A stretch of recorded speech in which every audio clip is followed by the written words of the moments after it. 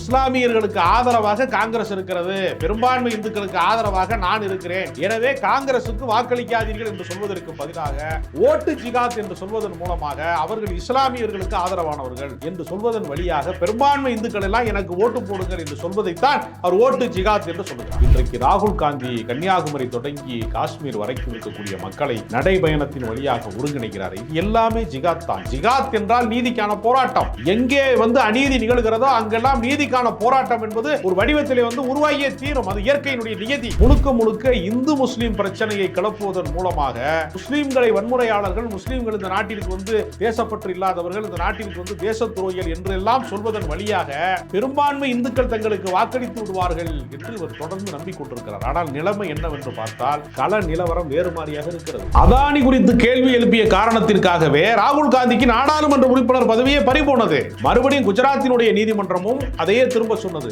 ஆனால் அவரை பார்த்து இவர் என்ன கேட்கிறாரு, சமீப காலமாக ஏன் நீங்கள் விமர்சிப்பதில்லை அப்படின்னு கேட்கிறார். இந்த நாட்டினுடைய பெரும்பான்மையான சொத்துக்களையும் செல்வ வளங்களையும் கையாளக்கூடிய அம்பானி அதானி போன்றவர்கள் ஒருவேளை ராகுல் காந்தியை ஆதரித்து விடுவார்களோ, அவர் அமைதியாக இருப்பதன் மூலமாக அந்த பக்கம் ஏதாவது ஆதரவு தெரிவித்து விட்டால் ஒருவேளை ஆட்சி மாற்றம் நிகழப் போகிறதோ என்கிற அடிவயிற்றிலே ஒரு அச்சம் அவருக்கு பரவி இருக்கிற காரணத்தினாலதான் அவர் இப்படிப்பட்ட டயலாக். ஆனால் அவர் சொன்ன அன்றே மாலையிலே பொதுக்கூட்டத்திலே அதற்கு பதிலடி கொடுத்திருக்கிறார்.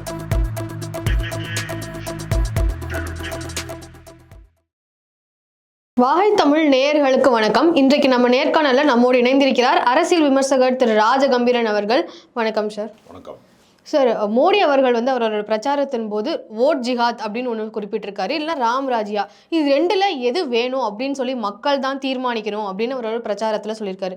ஓட் ஜிகாத் அப்படின்னு அவர் சொல்றது என்னது சார்? ஜிகாத் என்கிற வார்த்தை நீதிக்கான போராட்டம் என்றுதான் அர்த்தம். புனித போராளி என்றெல்லாம் இஸ்லாமிய சமூகத்திலே அந்த சொல்லாடலை வழங்குவார்கள். ஜிகாத் என்றாலே நீதிக்கான போராட்டம். இந்தியாவுடைய விவசாயிகள் மொத்தமாக டெல்லியிலே போராடினார்களே, 51% விவசாயிகள் ஆதார விலை கேட்டு போராடினார்களே, அதுவும் ஜிகாதி தான். இன்றைக்கு நாட்டினுடைய பொது சொத்துக்கள் அனைத்தையுமே தனியாருக்கு கொடுத்துவிட்டு, லாபம் தரக்கூடிய எல்லாவற்றையும் தனியாருக்கு கொடுத்துவிட்டு, சாமானிய மக்கள் மீது வரியை விதித்து, மிக மோசமான முறையிலே ஜிஎஸ்டியை விதித்து, அதுபோக டோல்கேட் போன்ற வரிகளை விதித்து எல்லா சிறு தொழில்களும் குறுந்தொழில்களும் நலிந்து கொண்டிருக்கிற போது அதற்கு எதிராக மக்கள் களத்திற்கு வருகிறார்கள்ல, அதுவும் ஜிகாத்தி தான். அதுவும் ஜிகாத் தான். இன்றைக்கு ராகுல் காந்தி கன்னியாகுமரி தொடங்கி காஷ்மீர் வரைக்கும் இருக்கக்கூடிய மக்களை நடைபயணத்தின் வழியாக ஒருங்கிணைக்கிறார். இது எல்லாமே ஜிகாத் தான். ஜிகாத் என்றால் நீதிக்கான போராட்டம்.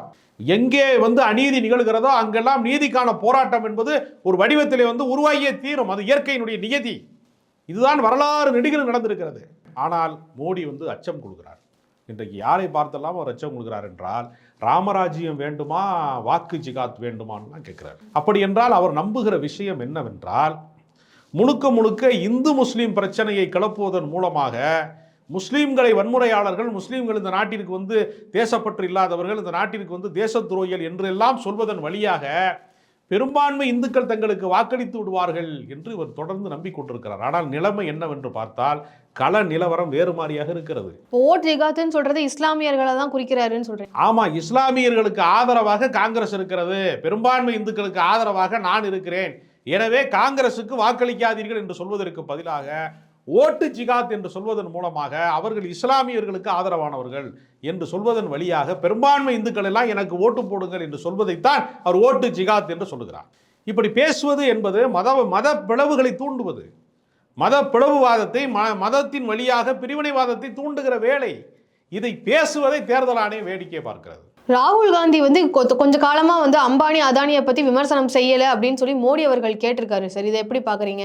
இது எப்பவுமே ராகுல் காந்தி கேட்பாரு, இந்த டைம் அவர் ரொம்ப காலமா பேசல, இது எங்களுக்கு சந்தேகம் வருது அப்படிங்கிற மாதிரி சொல்லியிருக்காரு. அதானி குறித்து கேள்வி எழுப்பிய காரணத்திற்காகவே ராகுல் காந்திக்கு நாடாளுமன்ற உறுப்பினர் பதவியே பறிபோனது.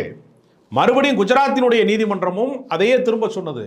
அவருடைய பதவி பறிப்பு சரியானது என்று சொன்னார்கள். அப்புறம் உச்ச நீதிமன்றத்திலே போய் அவர் வழக்காடி நீதி பெற்று மீண்டும் ஒரு நாடாளுமன்ற உறுப்பினராக ஆனார். ஆனால் அவரை பார்த்து இவர் என்ன கேட்கிறாரு, சமீப காலமாக ஏன் நீங்கள் விமர்சிப்பதில்லை அப்படின்னு கேட்கிறார். அப்படி என்றால் மோடிக்கு என்ன சந்தேகம் வந்திருக்கிறது என்றால், இந்த நாட்டினுடைய பெரும்பான்மையான சொத்துக்களையும் செல்வ வளங்களையும் கையாளக்கூடிய அம்பானி அதானி போன்றவர்கள் ஒருவேளை ராகுல் காந்தியை ஆதரித்து விடுவார்களோ, அவர் அமைதியாக இருப்பதன் மூலமாக அந்த பக்கம் ஏதாவது ஆதரவு தெரிவித்து விட்டால் ஒருவேளை ஆட்சி மாற்றம் நிகழப்போகிறதோ என்கிற அடி வயிற்றிலே ஒரு அச்சம் அவருக்கு பரவி இருக்கிற காரணத்தினால தான் அவர் இப்படிப்பட்ட டைலாக். ஆனால் அவர் சொன்ன அன்றே மாலையிலே பொதுக்கூட்டத்திலே அதற்கு பதிலடி கொடுத்திருக்கிறார் ராகுல் காந்தி. அவர் கடுமையாக விமர்சனம் செய்திருக்கிறார். அகமதாபாத்தினுடைய விமான நிலையத்தை நீங்கள் எதற்கு அதானிக்கு கொடுத்தீர்கள் என்கிற கேள்வியை திரும்ப கேட்கிறார் அவர். அப்போ நீங்கள் என்னென்ன சலுகை செய்திருக்கிறீர்கள்? நிலக்கரி இறக்குமதியிலே அவர்களுக்கு, அதாவது அரசினுடைய நிலங்களை மிக சொற்ப விலைக்கு கொடுப்பது அவர்களுக்கு, அவர்களுடைய தொழில் வளங்கள் மேம்படுவதற்காக வேண்டி. அது விமான நிலையமாக இருக்கலாம், துறைமுகமாக இருக்கலாம், நாட்டினுடைய லாபகரமான தொழில் சம்பந்தப்பட்ட எல்லாவற்றையுமே மிக சொற்ப விலைக்கு, சலுகை விலைக்கு அதானி குடும்பத்திற்கு அவர் அளித்திருக்கிறார் மோடி.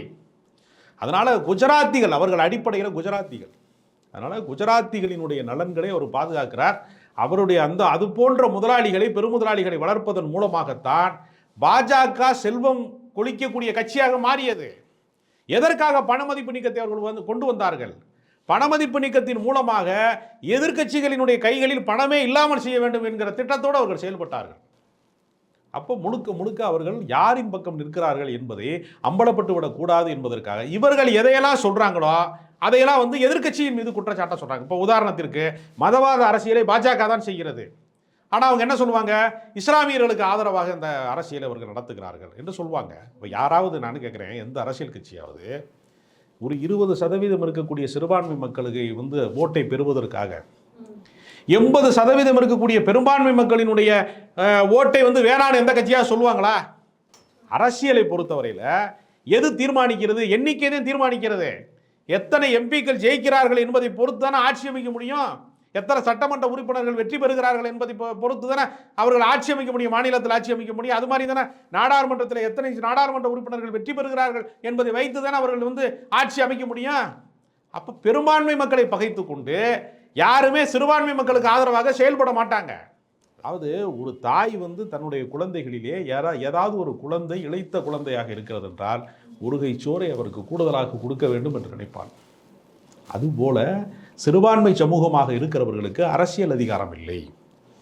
அவர்களுக்கு போதுமான அளவிற்கு அவர்கள் வாழ்க்கை மற்ற உரிமைகள் அவர்களுக்கு பெற முடியாத சூழல் இருக்கிறது என்கிற காரணத்திற்காக அந்த காலத்திலே அரசியல் சாசனத்தை எழுதிய அண்ணல் அம்பேத்கர் போன்றவர்கள், மதச்சார்பின்மையை போற்றிய ஜவஹர்லால் நேரு போன்றவர்கள், அவர்களுக்கெல்லாம் வழிகாட்டக்கூடிய இடத்திலே இருந்த மகாத்மா காந்தி போன்றவர்கள் என்ன செஞ்சாங்க?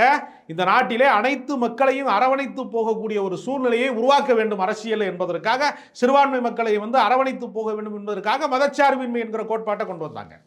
சரி சார், இப்போ நீங்கள் சொல்கிறபடி பார்த்தீங்கன்னா யார் ஆட்சி அமைக்கிறாங்களோ அவங்கக்கிட்ட அம்பானி அதானி போயிடுவாங்க அப்படிங்கிற ஒரு பயத்தில் தான் மோடி அவர்கள் இப்படி பேசியிருக்காங்க அப்படின்னு சொல்கிறீங்க. இப்போ ராகுல் காந்தி ஆட்சியில் வந்துட்டாங்கன்னா அப்போ அம்பானி அதானி கிட்ட இருந்து உதவி தொகையெல்லாம் வாங்குவாங்களா? அப்படி தொகையெல்லாம் நடக்குமா? செல்வந்தர்களே இருக்கக்கூடாது என்பது அல்ல அர்த்தம்.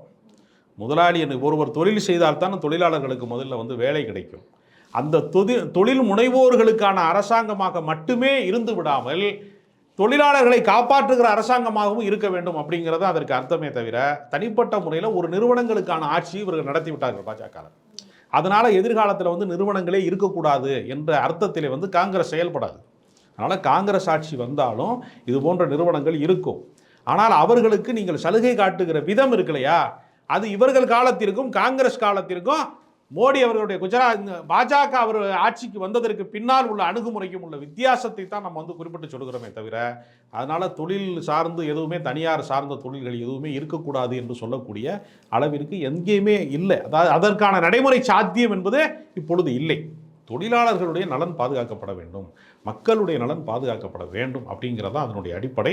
அதனால் யார் வந்தாலுமே அது போன்ற முதலாளிகள் இருக்கத்தான் செய்வார்கள். அதான் கலை யதார்த்தம். நாடாளுமன்ற தேர்தல் பற்றின ஒரு கரண்ட் பொசிஷனில் என்னென்ன நடந்துட்டு இருக்கு அப்படிங்கிறத பற்றி பேசினதுக்கு ரொம்ப நன்றி சார்.